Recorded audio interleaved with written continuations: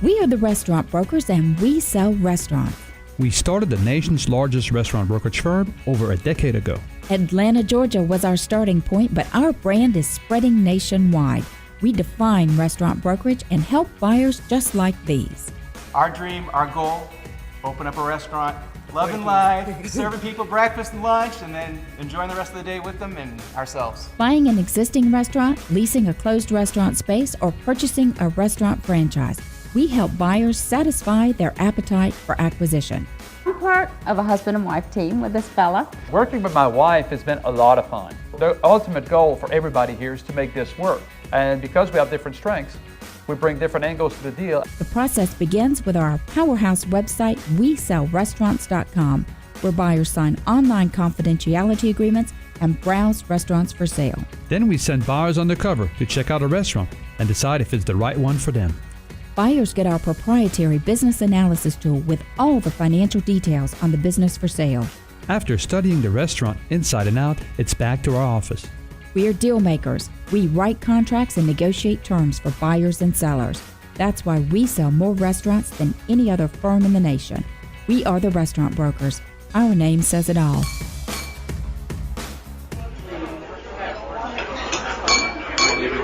That sound means you're back on the air with the restaurant brokers, Eric and Robin Gagnon. And I tell you what, Eric, there couldn't be a better segment for Restaurant Reality than on the heels of the Small Business Development Center's guests that we had today, Jeff Patterson and Ted Beveridge, because they really spell it out for you. They help deliver the reality, help to really take your business plan and your ideas and your process and serve as your consultant, your coach, and maybe sometimes that guy delivering the tough news to say this is going to work or not going to work, right? Sounds like our job. It is, and you know they're doing it, and they have more time than you and I have to spend with these guys, which is phenomenal.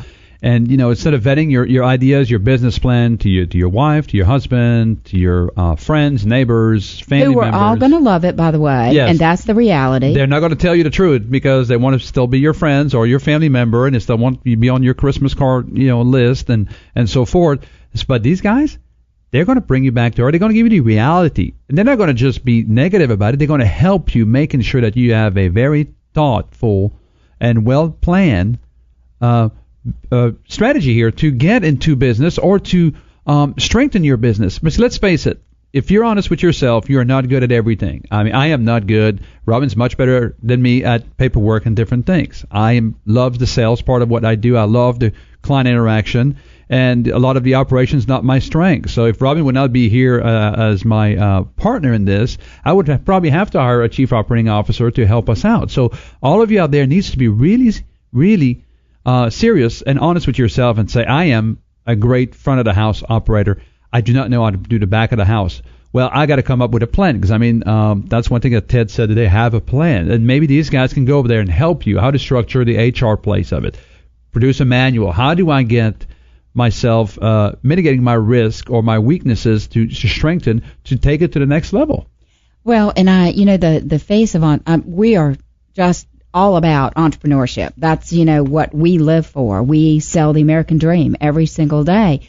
And it is so many times we do have clients come to us and they are either unrealistic in their sales expectations because they haven't done that due diligence all the way through the process, or a buyer is unrealistic in his expectations on the other side. And I cannot tell you, we have spent thousands and thousands of dollars as a company, as a couple of serial entrepreneurs ourselves, with consultants, because we're not afraid to say, hey, this isn't my strength, or I need an outside set of eyes. And to know that anywhere in the country there's a small business development center mostly attached to these colleges and universities, and you can walk up and get thousands and thousands of dollars of free services. It's mind-boggling, right? Yeah, it is amazing, and it's also very helpful. How many of you called us, the restaurant brokers, and say, hey, I want to be in downtown Chicago for $18 a square foot. I want to be downtown Denver for $20 a square foot, or downtown Miami for $25 a square foot.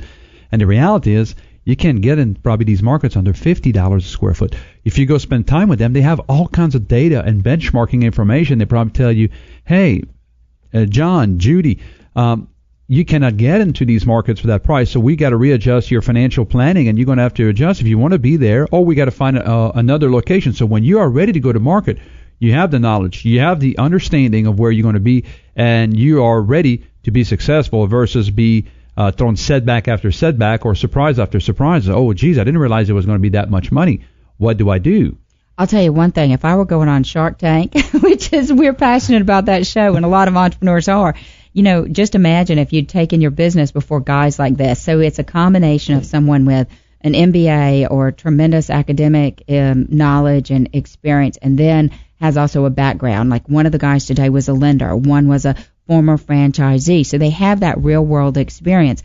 That's kind of what you're getting the value of without that grilling on national TV that shows up what the weaknesses are or the potential strengths in your business plan. So, and I love the idea they do these classes, Eric, $69. Wow. We tell people buy our book, Appetite for Acquisition, spend $25 on that before you spend $250,000 on a restaurant. Please do that. It's a very minor investment. You can get it on Amazon, whatever. It's the same kind of thing. Don't go out and spend thousands and find a location and get going. Spend $69 and go to one of these classes. And what can you take away from that? It's unbelievable. I mean, it's cheaper than any consulting you would have even for 1 hour. So go to these classes. I mean, one thing that I really like that resonated with me today, too, is like Jeff and Ted talked today. They've been in your shoes. They have been into businesses, And one thing they said I really liked is there will be your C-level until you can afford it.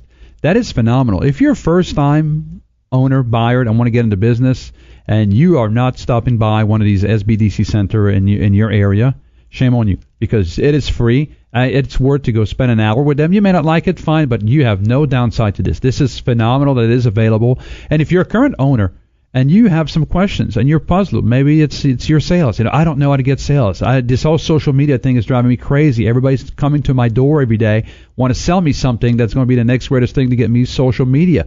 Well, they have expert. They have Jeff said today they have a Google expert. They have all sorts of expert. I think they have even conferences on digital media that they call for several days. So you need to go and talk to these guys and pick their brains. I mean, I really like the idea that they have these sort of subspecialties. And you mentioned the digital marketing. They have this kind of Google expert over there. They have an intellectual property. That's a big deal when you're starting out. You don't know what to protect or how to protect it.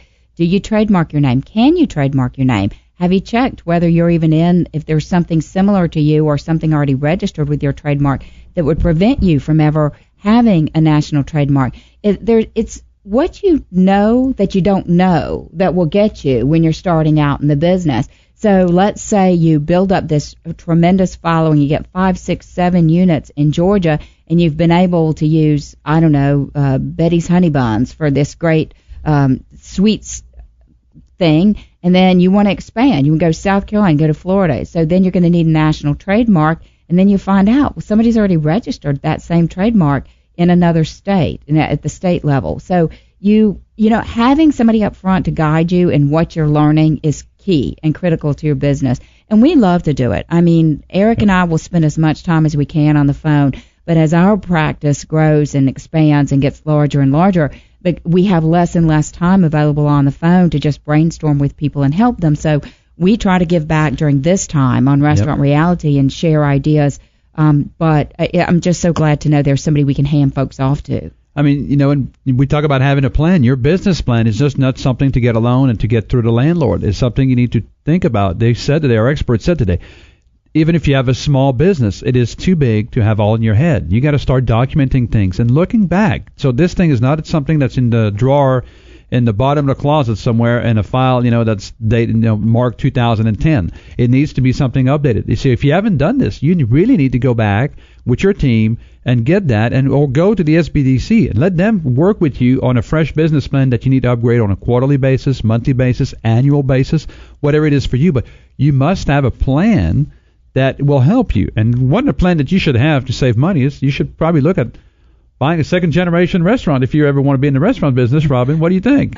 There are so many strategies and lots of ways. The great news for today's entrepreneur is that you can be ignited and you can get access to so much information on the Internet.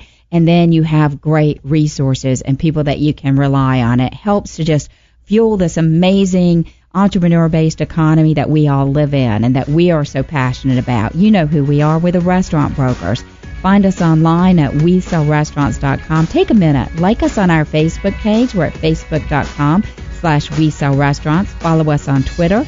Our handle is @SellRestaurants. And, of course, we're on LinkedIn as well. We Sell Restaurants is your industry authority and source for information. Join us next week, same time.